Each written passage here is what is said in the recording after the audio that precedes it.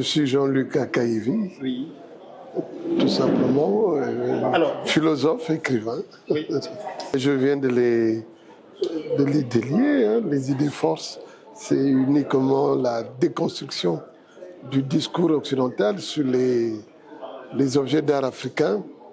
Et où je montre dans ce livre comment le processus de primitivisation de ces objets ont été organisés par le discours esthétique et métaphysique occidental pour aboutir à ce qu'on appelle aujourd'hui art primitif, art premier.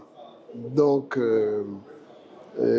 l'idée force de ce livre, ce n'est rien d'autre que l'impossible reconnaissance par l'Occident de la véritable créativité africaine et que la seule reconnaissance qui vaut, c'est la leur.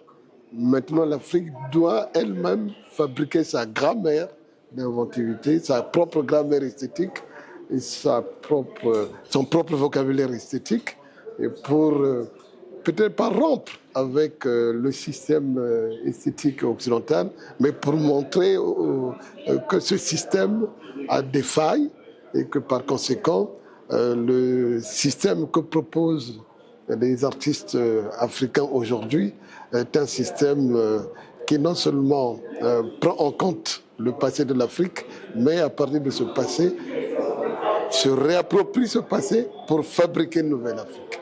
Quel que soit le point de vue, ce qui est esthétique a toujours quelque chose d'universel, a quelque chose de ce que Karl Marx disait si bien pour Léonard de Vinci.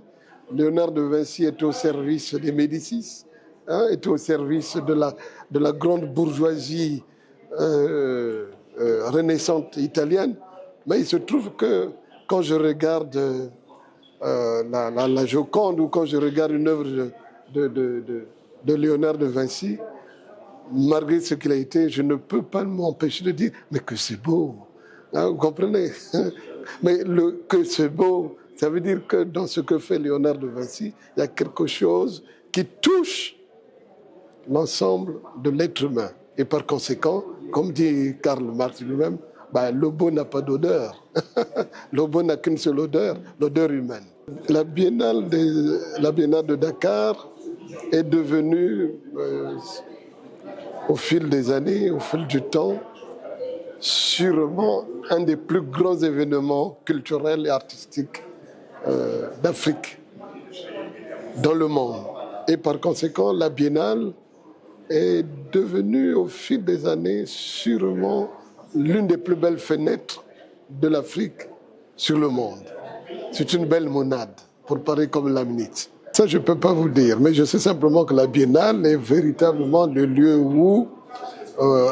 où beaucoup d'artistes africains viennent montrer ce qu'ils font et leur part de créativité. Et je pense que la Biennale peut être considérée sûrement la meilleure plateforme de la monstration de l'inventivité africaine aujourd'hui.